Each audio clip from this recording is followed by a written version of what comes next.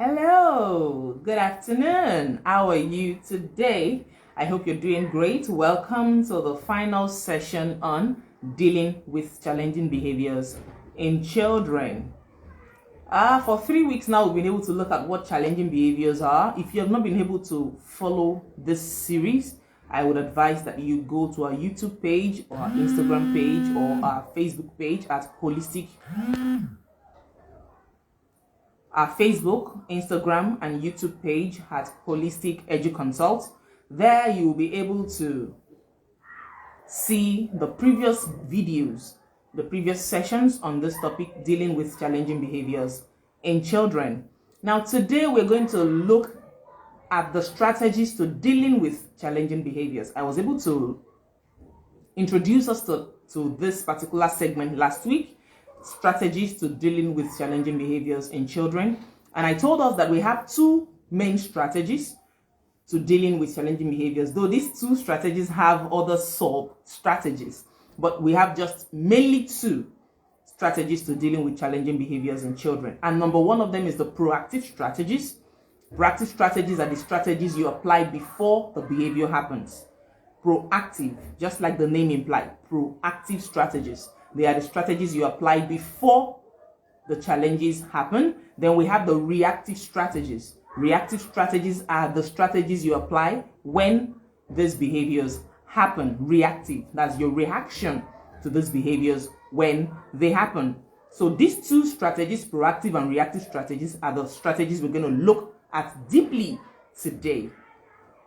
Now, I told us that proactive strategies are divided into two parts. We have the teaching strategies and we have the preventative strategies.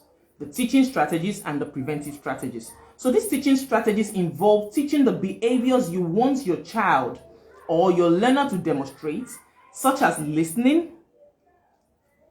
The truth is, when you're saying you want to teach something, it means there is something you're trying to imbibe in the person. There's something you're trying to impart on the person. There's something you're trying to teach. So these teaching strategies involve teaching the behaviors you want your child or your learner to demonstrate. Now, when it comes to behavior, we realize that many children lack the appropriate skill to cope with different situations they are in. For example, a child may scream, roll on the floor, or throw tantrums when he or she needs something, instead of making or asking nicely or tolerating waiting for that item. Most times we want these children to just know these things all of a sudden. We just want them to know them. We want it to be like an instinctual behavior. No, it is not something that comes with instinct. Behaviors are learned and they can be imitated. So they either imitate the behavior or they learn it.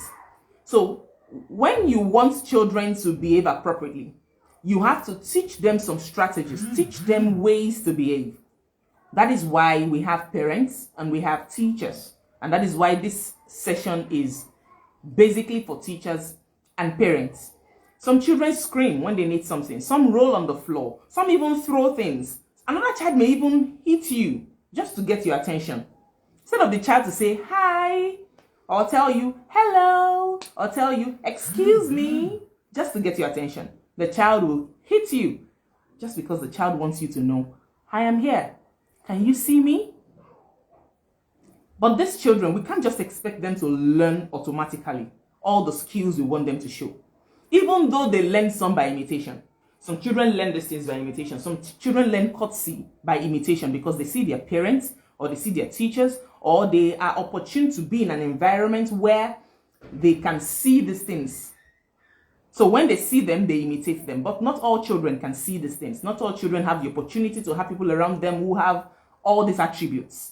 So most children, because they want to get your attention, they do what they know how to do. So they may hit you, they may shout at you, some may even tell you, I'm trying to scare you, just because they want to get your attention. So that is why I'm saying that we have to teach them some of these strategies. I wrote here that children need to be intentionally taught the appropriate skills by an adult. Everything I've said from the beginning is just telling you that you have to be intentional about teaching children the appropriate skills. As a teacher, as a parent, You must be intentional about teaching the appropriate skills to children. That is the reason why we called this first strategy, that's the sub-strategy of proactive strategy, teaching strategies. So the question you need to ask yourself is, what skill do I need to teach my child so that my child can exhibit good behavior instead of the challenging behaviors? What are these skills I need to teach my children so that anytime they exhibit behaviors, it's going to be good behaviors and not challenging ones? Number one, I listed out some strategies you should teach children as a teacher and as a parent. Number one is teaching communication. Communication. It is a basic human right to be able to communicate effectively. You know, we need to understand that communication does not necessarily mean speech, because communication can be nonverbal, especially for children who can't speak yet. Communication does not have to be that they need to speak. Communication can be nonverbal, because we have children who can't even speak. We even have adults who can't speak. So communication can be verbal and nonverbal. So the first teaching strategy you need to teach children, the first proactive strategy, is to teach them communication. Communication can be through sign language, through gestures, through visuals, pictures, or even devices. Now, let me create this scenario. Imagine you are hungry, or you are thirsty, or you are in pain, and no one can really understand what you're saying. You have said it, you have demonstrated it, you have tried as much as possible to explain to the best of your knowledge, but nobody seems to understand. Imagine how frustrated you'll be. Imagine how you would feel that nobody understands what I'm saying. At a point, you may even scream, "Can't you hear me? Can't you understand what I'm saying?" That is how children get frustrated at times, when you don't understand what they are trying to tell you, when you don't understand the message they are trying to pass to you. So that is why so many challenging behaviors arise, because some children do not know how to communicate appropriately for what they need. And it is our duty as teachers and as parents to teach communication effectively. I would advise that you check your child or your learner if he or she can do these 9 critical communication skills developed by the founders of PECS. Take note of these skills. That's the PECS. I'm telling you now to go and look at the 9 critical communication skills that was developed by the founders of PECS. Take note of the skills, the ones that your child cannot do. These are the skills you want to focus on teaching. The second proactive strategy, I told you under proactive strategy, we have teaching strategies, and what you're going to teach communication. The second one you're going to teach is teach tolerance. Teach tolerance, like waiting for something you want. Being flexible enough to be okay when things do not go your own way. Being able to change your routine when necessary. I wrote here that changes in routine are particularly difficult for some children, even adults. But the reality is that change is always a part of life. So you must be able to teach children to tolerate, be able to wait. They must be able to have patience. You must teach them tolerance, that things does not have to always go your way. You must be flexible to change. Change is a part of life. For example, you've always given your children something and they want it at all costs. You must be able to teach your children that it is not every time you will get it this way.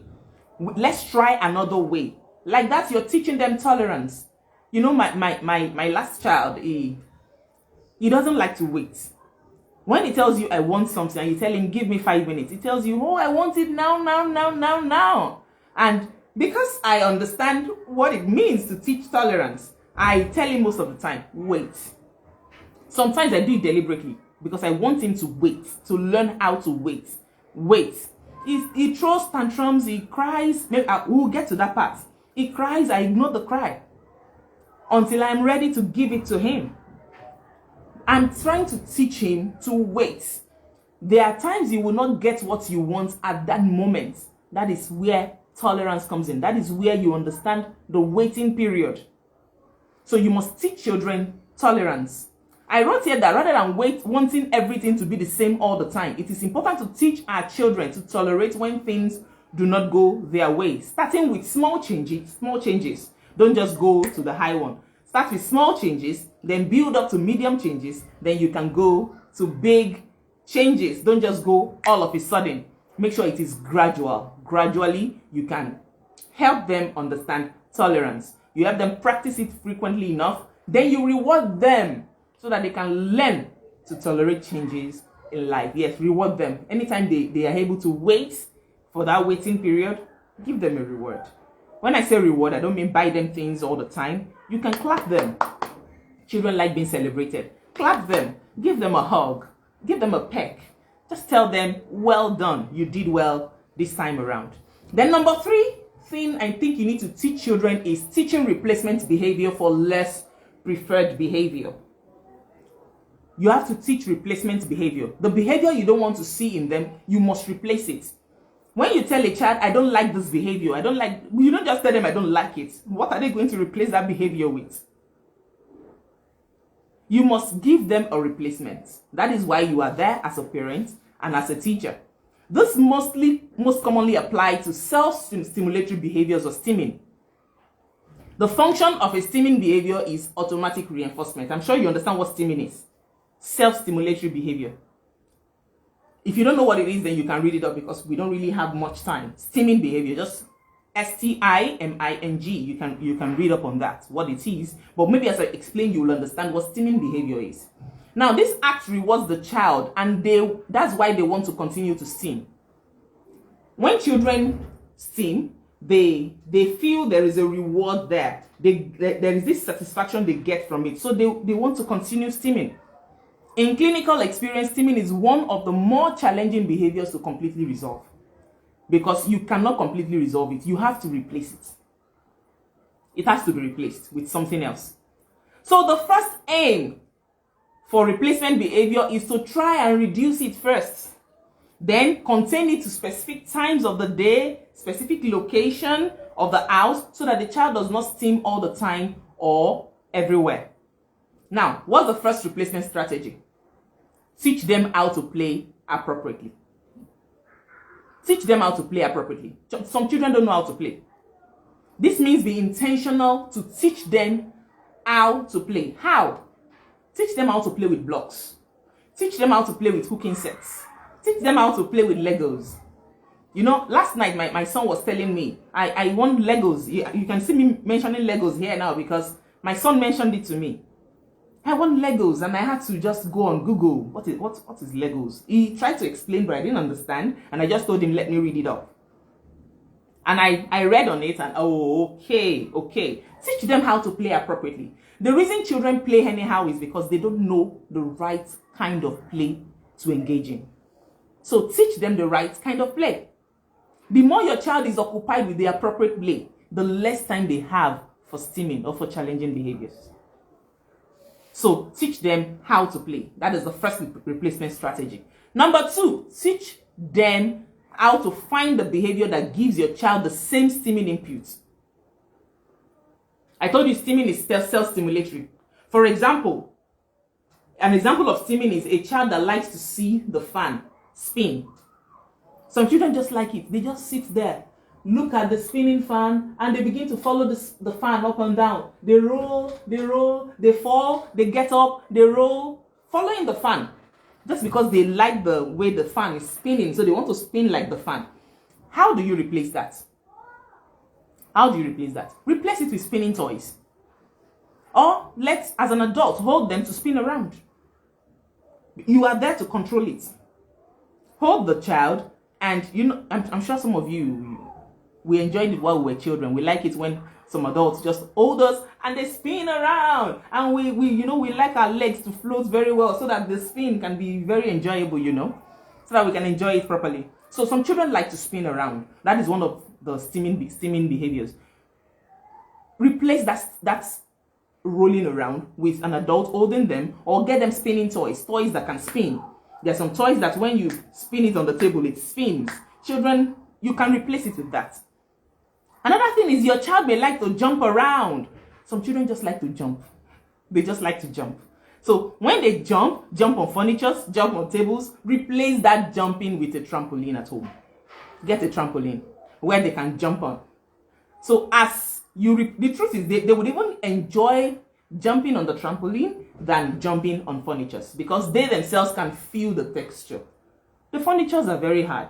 The trampoline is soft and it will even bounce them more.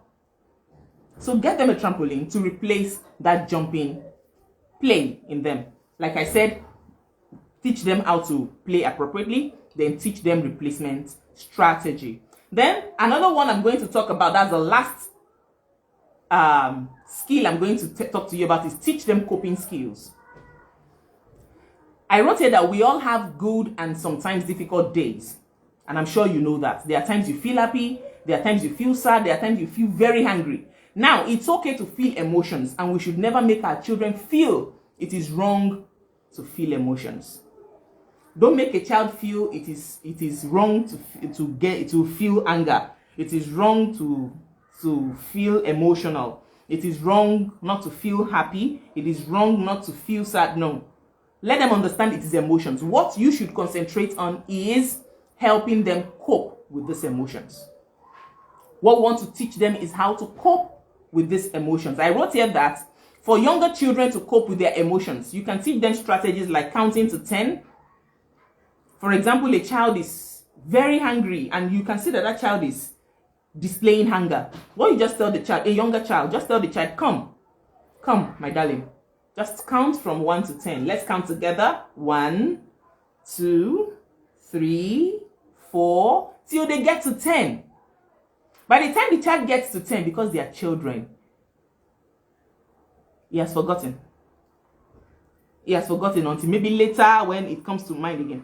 Teach them how to cope. You can teach them how to count to 10, drink some water, squeeze your hands, hug something soft, hug a toy, something like that. Then for children, for older children, you can teach them how to cope with emotions by teaching them strategies like reading a book. Go and read a book. Take deep breaths. Asking for a quiet time. For example, you are upset and just, can you please excuse me for some minutes? That's for older children. They can tell you to please excuse them for a minute, and they excuse themselves and go sit in a quiet place where they can calm down.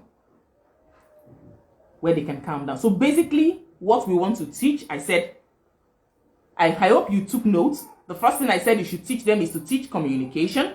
Number 2, I said teach tolerance. Number 3, I told you to teach replacement behavior. And number 4, I said teach coping skills. Now, let's go to the second part of proactive strategies. That is the preventive strategies. Now, these are the strategies you apply beforehand to avoid these behaviors from happening in the first place. For example, I wrote here that you should simplify expectations. You already know your child exhibits some of these challenging behaviors. So simplify your expectation. Stop putting your expectation so high that once they now do not meet up those expectations, you get upset or you begin to feel disappointed. So simplify your expectations. I wrote here that you as a parent or teacher, you know the situation your child or learner is most likely to have a challenging behavior. Like when you are outdoor. Some children do not like traffic. They don't like being in traffic. Some children do not really know how to wait. So you know you're just starting to teach your child how to know how to wait. You're just teaching your child how to wait.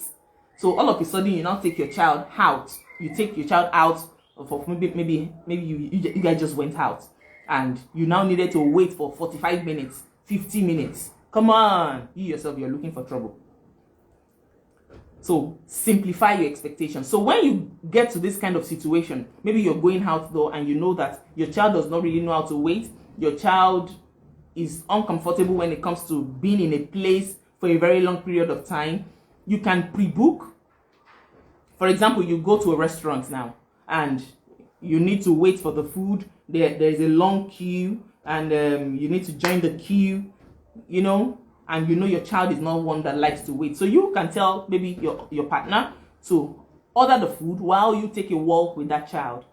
So as you're walking around, you are trying to minimize these challenging behaviors in them. You're trying to minimize it because children at that point, they can't stay still. They begin to jump around. That is why you see in malls, in restaurants, you see parents running after children. Come here, come here, come here. That's because the children cannot stay still. They can't stay still. So you have to minimize that. You must help them as well because you already know that these things will happen. So you are the ones that should help these children minimize it because you are older and you know better. Okay. Another thing I wrote here is that give predictability. Give predictability. In other words, tell your child what is going to happen. Give a heads up. Imagine you're watching a movie and someone just comes in and switch off the TV. How do you feel? When our parents, while we're growing up, will come in and they'll just switch off the TV, what goes through your mind at that point in time? The first thing you feel is, what is all this? Sometimes you feel angry, sometimes you feel annoyed, sometimes you feel confused, sometimes surprised. There are streams of emotions that you feel at that moment. Why do you feel these streams of emotions?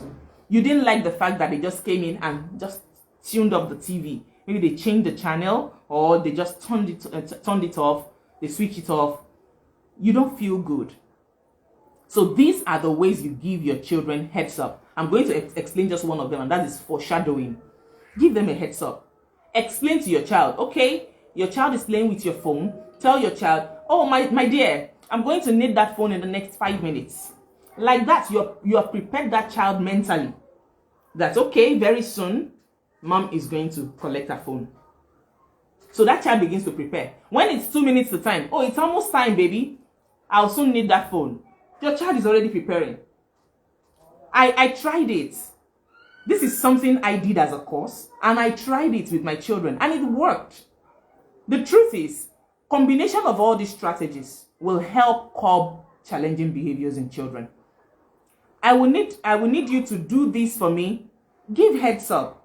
Let them understand. Just like you like people giving you heads up. You don't like people just barging in to tell you things. You yourself give heads up. You want to change the channel on the TV? Tell them, children, in the next 2 minutes, I would need to tune off the TV to another channel. I would need to change the channel. I need to watch this or I need to watch that. Give them heads up. That shows you respect them. And the truth is, whatever you give to children, you will get it in return because they are watching you and they imitate every behavior you exhibit as an adult. Another thing you can do is visual schedules. Scheduling their timetable for the day. Visual schedules. I won't be able to dwell much on that because of our time. You can use social stories to teach them, especially if you want to teach them etiquette. Use social stories to teach them etiquette. Give them visual rules. Teach them visual talking birds. You can even do video models. For example, if you go to a restaurant and you need to use the toilet, I don't think when you see a place where images of toilet is, where you have the images of maybe you have the male, you have the female. No, male is not written there. M-A-L-E is not written there. Female is not written there. But there is a way you know this is the toilet. Do the same thing for your children. They will understand it. Now, remember to always reward your child or learner for every strategic behavior that they display. Make sure you reward them. As they keep changing, keep rewarding them. So that way they understand that, oh, there's a reward for every good thing I do. So they strive to do better at every point in time. So we've been able to look at the proactive strategies. Now let's look at the reactive strategies. Remember, proactive strategies involve the teaching strategies and the preventive strategies. Now, reactive strategies, these are your reaction, that is the strategies you use when it's taking place. How do you react to it? How do you react to it? I wrote here that consequences have an effect on behavior. So before you react to your child's behavior, you need to ask if your response or your consequence could accidentally increase the behavior in the future. For example, I was talking about my phone the other time. You take the iPad away from the child and the child begins to cry. And immediately you see the child crying, you go and comfort the child, you hug the child, you say, it's okay, it's okay, it's okay, it's okay. And you say, take, please, stop shouting, stop crying. And you give the iPad back to the child. That is a positive consequence of action. And this teaches the child that crying and tantrums will get them attention in the future. So when you tell your child, I'm giving you 5 minutes, I'm going to need that phone in the next 5 minutes. After 5 minutes, you collect the phone, or you tell the child to give you the phone back. The child gives the phone to you and begins to cry. Ah, my phone, mommy, I need the phone. I need the phone. And because you didn't listen, the child increases and begins to shout very well. And all of a sudden, because you don't like the shout, you don't go there, you hug the child. We are all guilty of that. So that is why we are trying to teach ourselves now. You go to hug the child and you tell, it's okay, just take the phone. What you're telling that child is that next time, all I need to do is shout very well. When I shout very well, I will get what I need. So you must be sure that your reaction is not giving that child a positive consequence that, okay, anytime I need something, all I need to do is to throw tantrums. So there are three main reactive strategies you can use to respond to your child's challenging behavior when it happens. Number one, extinct or ignore the behavior. Now, when I say extinct now, the word extinct is taken from the word extinguish. When you extinguish a thing, what does it mean? You eradicate it. Extinguish. Extinguish does not mean it goes all of a sudden. So extinct or ignore the behavior. That is the first reactive strategy. In this case, you're going to attempt to extinguish the behavior over time by ignoring the behavior and refusing to give attention to it. Extinction here means you do not give eye contact or look at the child during that behavior. Like the example I gave, that you take iPad away from the child, and the child, after you've given a heads up, when you take the iPad and the child begins to cry, begins to throw tantrums, no, don't look at the child. Don't even give any kind of body language that you see what he's doing. You try to turn your body away from them and try not to even say anything to them. In other words, you're removing totally all positive consequence, and you're giving a negative consequence that when that challenging behavior occurs. Now, this is usually difficult at the beginning because it seems cold or harsh. I need to really state that. It seems cold, it seems harsh, but it is a strategy that actually works. When a child sees that my crying does not get me anything, the child changes strategy. That is why I said when you are trying to extinct a behavior, you must replace it as well. Try to replace it. That was why I talked about replacement strategy at the beginning. So when the child sees that my crying does not get mommy's attention, my crying does not get daddy's attention, the child will have to change strategy to the one that actually gets your attention. Now, please, this is only when they throw tantrums. This is only when they throw tantrums, please. Not when they are genuinely hurt or in pain. Don't say I said you shouldn't give attention when they are hurt or in pain. Please, it is only for when they are throwing tantrums. Now, extinction points differ for every child. I need to state that as well. It differs for every child. The extinction period for every child is not the same. The behavior may become worse at first, then graduates little by little, but it begins to reduce once the child sees that this strategy is not working again until it becomes extinguished. So to use this strategy, you need professional help. Especially when you're the parent, it's not easy for, especially mothers, it's not easy for mothers to actually carry out this strategy. So as a parent, seek professional help when you need to carry out this extinction strategy. Another one I wrote here that is for the reactive strategy is to redirect or distract your child so that they are not focused on the behavior they are having. Redirect or distract your child so that their focus is taken away from that particular behavior. You can redirect them to other activities that they like, but not what they wanted originally. Now, in this strategy, you do not pay attention to the tantrums. You just behave as if you're not aware of what they're doing, and just introduce something else to take their focus off the tantrum. I wrote here that, for example, my child is saying, I want KFC chicken. I want KFC chicken. The child keeps repeating, I want KFC chicken. I pay no attention. I behave as if I'm not even aware of what the child is saying. And the next thing I do is, who is ready to make pancake with mommy in the kitchen? I'm using myself as an example now. Who is ready to make pancake with mommy in the kitchen?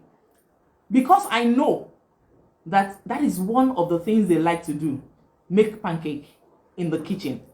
I am trying to shift the attention off KFC chicken to making pancake with mommy in the kitchen. And I see them say, me. Once the first one says me, the second one says, I'm making too. I'm the one that will put the flour. I'm the one that will put the sugar. I'm the one that will put the egg. I'm the one that will break the egg. I'm breaking the egg. I'm the one to break the egg.